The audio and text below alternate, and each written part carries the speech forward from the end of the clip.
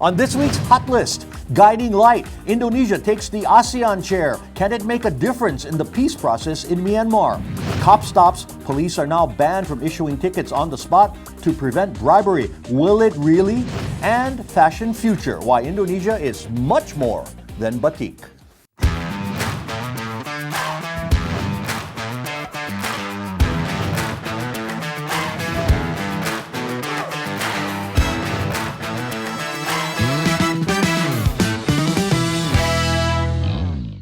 Hello and welcome. This is Hot Indonesia. I'm Dalton Tanonaka in Jakarta. Let's get to it. My co-hosts, Millie Lukito is CEO of the Mobiliati Group in Jakarta, and Linda Ibrahim is a writer and business consultant based here in the capital city. Hot topic number one, Guiding Light.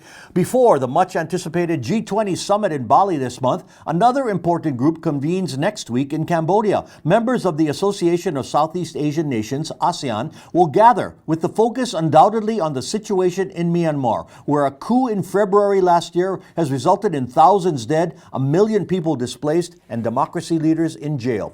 Indonesia will assume the ASEAN Chair for 2023, and the world will watch what the new leader can do. Already, military leaders in Myanmar have ignored the ASEAN so-called 5-point consensus issued last year that called for, quote, a swift return to democracy. Linda, do you have any hopes that Indonesia can help move the needle? What I always have a question about is Indonesia's stance on being free and active at the same time for foreign policy. And I think that has prohibited Indonesia for taking a tough stance on many issues. And I don't think that Indonesia loves to be the one moving the needle or rocking the boat. Indonesia loves to be seen as the one holding the peace, if anything. And this situation with Myanmar, it will require Indonesia to be tough. I don't think Indonesia wants to be in that position, to be seen taking that position. It will, there's too much, Indonesia wants to be friends with everyone. So I guess that's just the nutshell of my knowledge about Indonesian foreign policy. You know, the possibility exists because it will be the last year of Joko Widodo's term, so he's not worrying about ruffling feathers or re-election. So I think the window exists, and that's what people are hoping, that Indonesia gets off its seat of impartiality and the ASEAN guiding principle of non-interference. But I think they've been moving away from that, particularly in Myanmar. Now, a special foreign ministers meeting here in Jakarta last month reaffirmed ASEAN's position on that peace plan. But then 2 Sundays ago, we were reporting 80 people at a concert were killed in a military airstrike in Myanmar's Kachin region. Millie, it's like the generals are oblivious to outside pressure. Okay, first of all, the ASEAN, when it was formed back then, was to concentrate and to intensify all the concept, so that there is a concerted efforts in economic building. And of course, through its journey, ASEAN has been able to maintain priority in economic development for the member countries. That Indonesia now resumes chairmanship of ASEAN, of course, we will still be focusing, first of all, in, let's say, digital economy, sustainability, connectivity, everything that has to do with economic development first. But then, yes, of course, the situation in Myanmar has been developing and intensifying. Of course, geopolitically, it will have influence over this Indonesia chairmanship this year and next year. Having said that, it will take concerted efforts from everyone around the world to, in a way, to address this problem in Myanmar and to isolate Myanmar so that they know that they cannot behave individually and to behave like that. No, and they have. To understand. Yeah, Millie, they have. The United States and other countries have been a lot more forceful than members within the own group. And it is good that Myanmar has been isolated. So that needs to be done more in order for them to learn the lesson. Okay, But now, again, go ahead. ASEAN chairmanship, I will still focus more on economic development. Okay, why is this important to all members in ASEAN and other countries, even outside of the region? If a military coup happened here or in other member nations against the wishes of the majority population, I would hope that there would be external pressure or even help that would be needed. Now, so to me, Linda, it's not interference, it's humanity. Yeah, yeah, that's what you and I think. But that's not how Indonesian foreign policy elite may like to think about it or may like to take action upon it. There are two different issues here. That's what I'm trying to say. um, I've never really seen Indonesia love to be in the position of rocking the boat. Looking at the G20, with the power that they have this year, have they managed to be tough on Putin? No, they want to be seen that they're extending olive branches to both Ukraine and Russia. And that's always going to be the stance of Indonesia. I think our government needs to prioritize. So whether it is, of course, there's so many geopolitical tension and problems, but then again, so is the economic. We need to really focus on the livelihood of the people, especially because this is post-pandemic. Businesses have been torn apart. Yeah, People but have been. Millie, how can they worry about their jobs when bombs are falling on them? I mean, safety is the priority, I think. Yes, and that's why. But amount of invasion that Indonesia can interfere would probably be limited in a way. But if we are a concerted effort as members of the world society, yes, we can put pressure, embargo. We can put pressure in Myanmar for many things.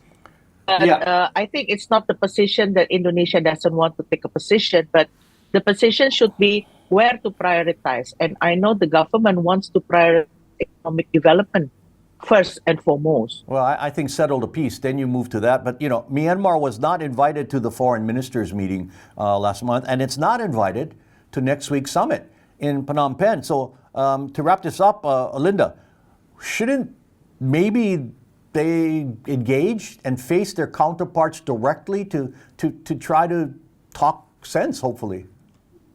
I think, didn't they do that already in like previous summits? And That was a while back, but I'm saying the recent engagements and next week's summit, Myanmar's not invited. Well, yeah, then maybe from the side of a government, I'm not going to pretend I know a lot about Indonesian foreign policy, but the way I'm looking at it is that maybe this is their way of putting pressure on Myanmar, like a little boycott. So maybe.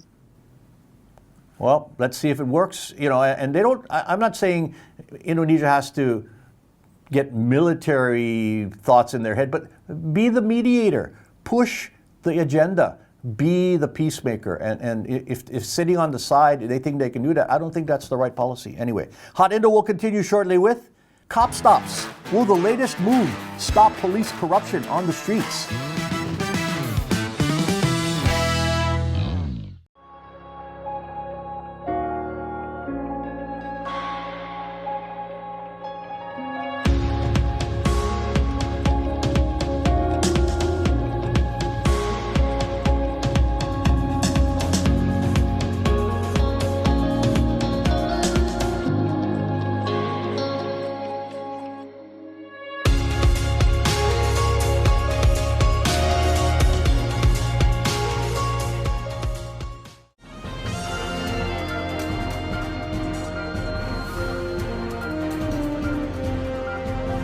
Saya ingin mengumumkan kerjasama dengan The Indonesia Channel.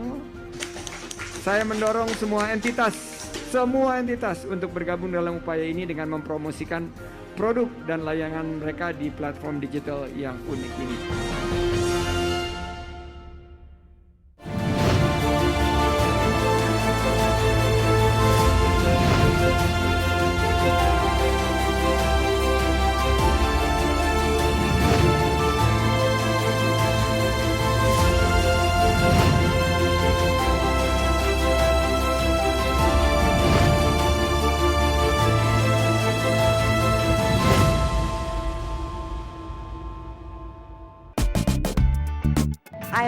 love Indonesia. I love the food. Yummy. Wow. I'm gonna hunt for ingredients. Now I'm ready to cook. Let's go to the kitchen. It's done. Let's meet to eat. Foodiepedia on the Indonesia Channel. Segala sesuatu di sekitar kita mungkin berbeda. Tetapi semangat kami masih sama. Untuk memberikan pelayanan yang terbaik. Dan bahkan lebih dari sebelumnya. Kami peduli dan kami di sini untuk Anda. Untuk memberikan nyaman layaknya di rumah Anda sendiri.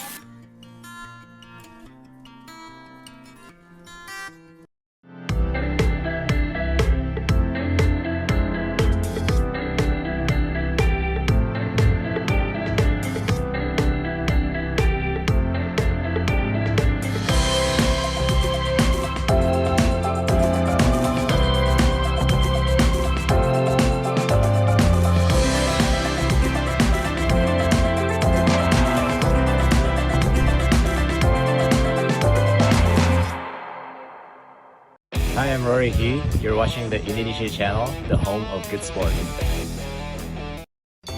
I'm Trần Minh Ngân of VCC Net Việt in Hanoi. I'm Thairat Thomya of Thailand's Thairat TV in Bangkok. I'm Monica Sambodet from the National Television of Cambodia in Phnom Penh. I'm Raymond Go of Malaysia's TV3 in Kuala Lumpur. I'm Glenda Chong of Singapore's Channel News Asia. I'm Raisa Chantami of the Indonesia Channel at the ASEAN Secretariat in Jakarta. This is your weekly look into the dynamic Southeast Asia region. ASEAN Today on the Indonesia Channel. The Best of Bali takes viewers on a special guided tour to the treasures of the island of the gods. Well, the romantic dinner is beautiful. The Best of Bali, only on the Indonesia Channel.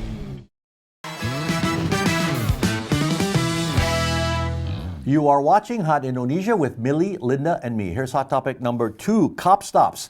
It's an unspoken solution to not getting a ticket when stopped by police. Offer cash on your own or whatever is suggested by the officer. The National Police Chief says no more. The Jakarta Globe reports that Listio Sigit Prabowo has banned ticket giving at the scene, instead relying on electronic traffic cameras.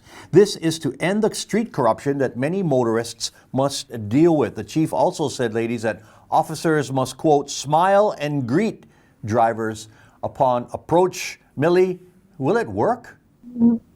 I think we are going to adopt the system as it is in the United States, yeah, where we are stopped and then no question, maybe some questions asked, and that's it. We will receive the ticket in the mail. I think it will work. Otherwise, I think all motorists here, car owners, have probably been stopped once in their lifetime, and of course, the only way to manage by quote unquote negotiate. You know, and negotiate means corruption act. So I agree. I think this is a good thing. And let's see if the streets are cleaner and if the police are going to really clean up. You know, I don't want to smear all police. Of course, there are those who do follow the rules, but it seems that all of us run into the ones that sometimes don't follow the rules. You know, this move comes after, as we know, several scandals involving police, including a murder, a drug bust, and the soccer stadium tragedy. Linda, are you confident or skeptical that the bribery practices will end? I think it will end in the long run. It will take for the society to believe in the justice system, to see it actually working out, you know, for more and more people to, more cities to want to embrace it. Unfortunately, though, already once incident appeared, it's on the news this morning. Probolinggo is quite a big city, somewhere in Java.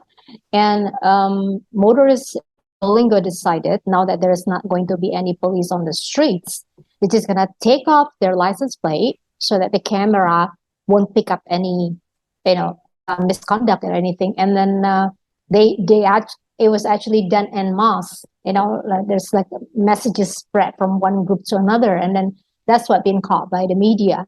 So there's that mentality. We have, whenever I talk about Indonesia, I don't want to talk just like, one side of what's the ideal, but I also want to talk about what's the reality. And Indonesians tend to have this mentality. If they can get away with things, they would, and the people also have proven that they are embracing that kind of mentality still, even though the police has already tried to change the scheme to make it fairer and less corruptive.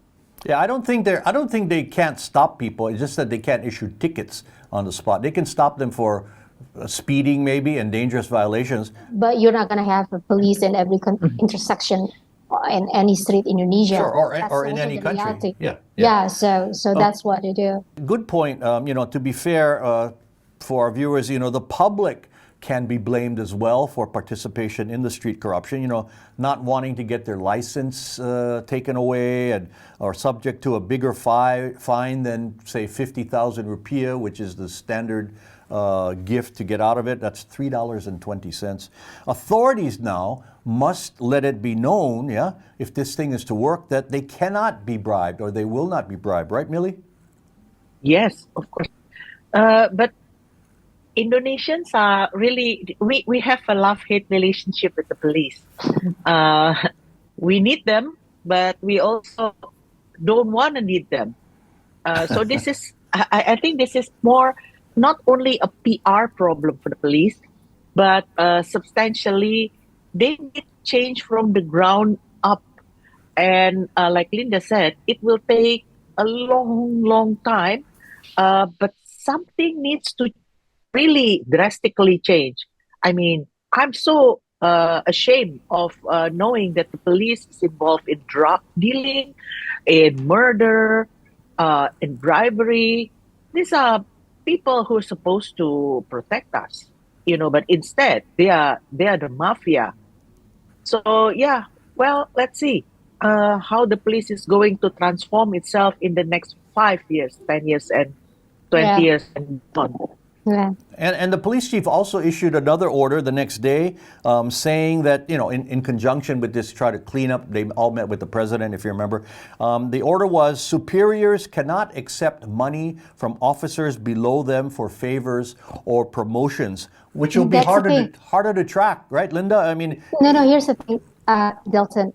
There shouldn't even have been a ruling on that. There should have been just a common sense. Correct. Yeah. Right. And I think if you look at any law in Indonesia, it's already stated somewhere in some clauses that no one could do that. Police, no police.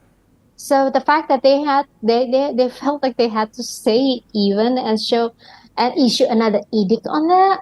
I mean, that just show how bad things are, and then we all can sit here and say this is what they should do when they should not. And it's very normative, and the reality on the ground is a whole lot more complex and I'm afraid systematic than the problems we can talk about in this session. Well, I think you say Millie said from the ground up. It has to come from the top down. The guys on the street are not going to change. That's their lunch money, for many of them. It has to be an order and it has to be enforced. So to wrap this up, Millie, let me ask you, do you think it's the beginning? Do you feel it really is the beginning of better police practice, or is this just image building? I think this is just, I'm sorry to say, image building. I still do not... It's all systematic. So if you want to change a system, it'll take more than a decade. This is probably cosmetics only, a very surface and superficial. I don't know. I remain a skeptic. Okay, but I feel a little hopeful in what Linda said, that that the fact that they had to actually say these things shows that they acknowledge publicly that these things were happening, which the public assumed was happening. But now, but are they prepared to enforce it? Actually, that is the point. Let's see. The next time we're all stopped on the street, what happens? Yeah, let's report back, guys. Okay. Yes, let's see. All right. More Hot Indo is ahead. Fashion Future, the country's colorful scene on the runways.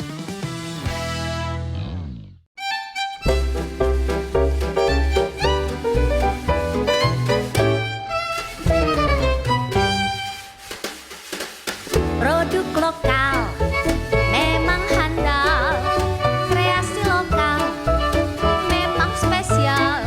Ayo beli buatan negeri, bangga sekali produk sendiri. Dari busana sampai kria, kuliner juga buatan kita. Ayo beli kreatif lokal, marilah beli produk kreatif lokal. Pejuang negeri, beli kreatif lokal, banggalah beli produk kreatif lokal.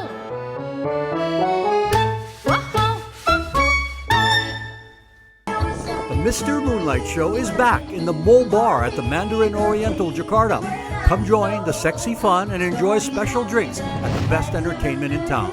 5-star music, 5-star fun. Sponsored by Tadler Indonesia, the Indonesia Channel, Tamrin 9, and Voyage Island Gin. Wednesday, November 16th from 7 p.m. with no entrance fee. Call the hotel for reservations.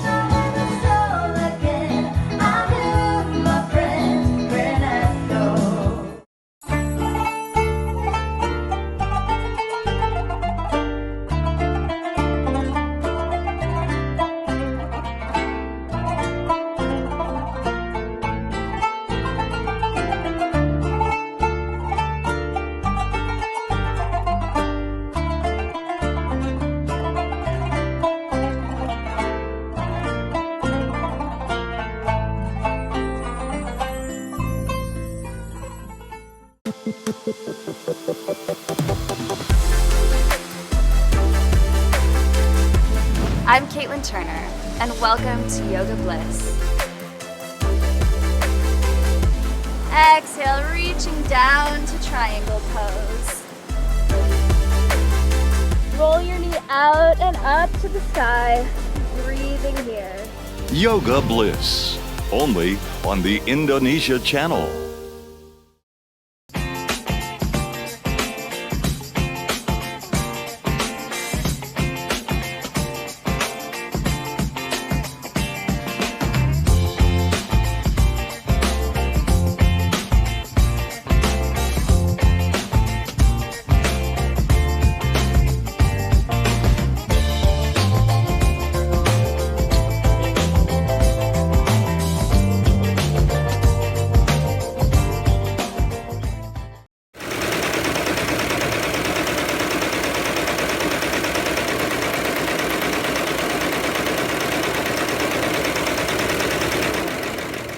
This is the Indonesia Channel. You are watching iPop Playlist.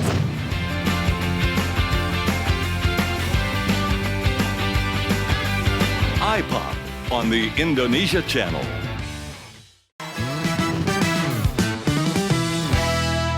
You are watching Hot Indonesia from Jakarta. Here's hot topic number 3, Fashion Future. Indonesia is well known for its colorful and intricate batik fabrics made popular by designers such as Iwan Tirta and Papi Darsono. But if you went to Jakarta Fashion Week 2022 this past week, you saw a whole lot more. There are examples of creativity and couture that could walk any runway in the world, and I'm not exaggerating. Right, Linda, what stood out to you?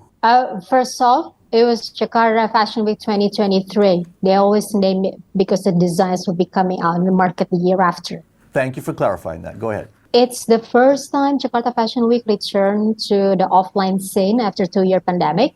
So understandably, there are fewer designers that were ready to present new works. It's been hard for them the past 2.5 years, as you can imagine, because who's gonna be buying the new dresses when you got nowhere to go? So the choices are in a smaller number compared to the pre-pandemic festivals. But I saw a few interesting takes.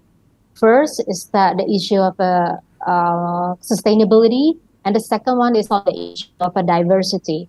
on the issue of sustainability, plenty of designers start using more environmentally friendly materials, like rayons, and there are also some designers who actually work with dead stocks. So instead of buying materials, they're using materials already available in suppliers, the dead stock they call it, or they even go back to their previous collections and find materials not entirely used and rework them, which I think that says a lot. And the diversity, I see models, they are bending gender. So women wearing what would be construed as a menswear and versa. I'm wearing an example of contemporary batik by our wardrobe provider Alera. They aim at the mass market globally. Millie, you see a lot of fashion in your Tatler magazine, of course, and you attended some of the shows this past week. I saw her at the closing. You guys didn't invite me. Who or what, Millie, could be a breakout product, do you think, internationally? Okay, so Indonesian who has successfully do a breakthrough internationally is Beyond. And we can find Beyond's products even in New York, London, all over Asia. And you know why? It's because Beyond has made achievement of being very disciplined with his pattern, very consistent with his pattern. So in Jakarta Fashion Week last week, I saw so many beautiful designs by Indonesian designers. I was very impressed. But still, the challenges of that discipline, that being consistent in their design, meaning this, all the models wear designs, of course, have model bodies. But what about the plus size? So if there is a client with a plus size wants to do that particular design, usually the designer will be flustered. They do not know how to adjust it from the model body to the plus size. Now, already come about this. He has achieved this, and that's why he can be successful in the international market. I'm wishing that more and more Indonesian designers can achieve this. That is very cool. The third point real quickly, Linda, we've got to move on. Bia actually went to a pattern making school in Germany, specifically cloth design. Not very many Indonesian designers have that strong fundamental in them, the way the fashion schools are even structured. Yeah, and not many have the resource or the opportunity. So and even the way that the fashion schools are structured these days, unfortunately, are not the same as when they were structured back when Mas Pian went to school 35 or 40 years ago. So but that's cool that he's doing all sizes, which is very important for the mass market. Very important, yes. Okay, it is feedback time now, and DK had this to say about the voting preference of young people, which we discussed. It's not a problem of age. The old ones don't necessarily have experience.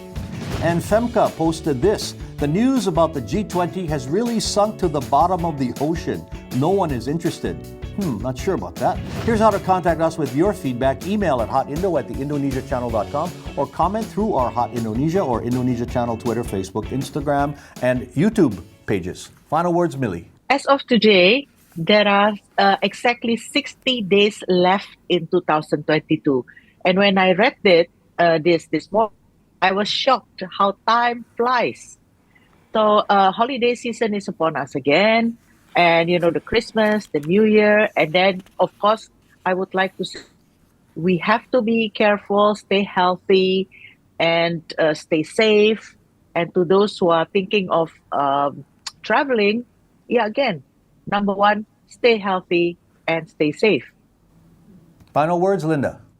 I talked about the bigger festivals last week. And this week, I'm pleased to note that there are smaller festivals involving creative makers. They're back happening in Jakarta. Discussions, also bazaars. Selling their crafts. It's good to see that the economy is rolling back even for them. Because this is the creative type that doesn't always get the help from the government. Even though the government loves to say that they're always helping the SMEs. So If you have spare money, wherever you are in Indonesia, when you go out, I strongly suggest, go to the SMEs, go to the creative makers, and buy something from them.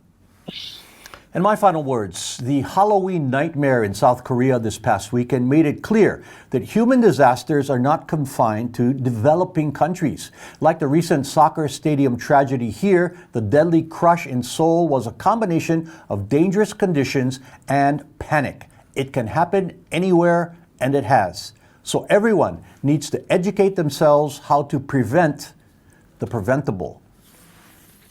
And that is Hot Indonesia for this week. For Millie Lukito and Linda Ibrahim, I'm Dalton Tanonaka. Thank you very much for watching. Please join us again next time.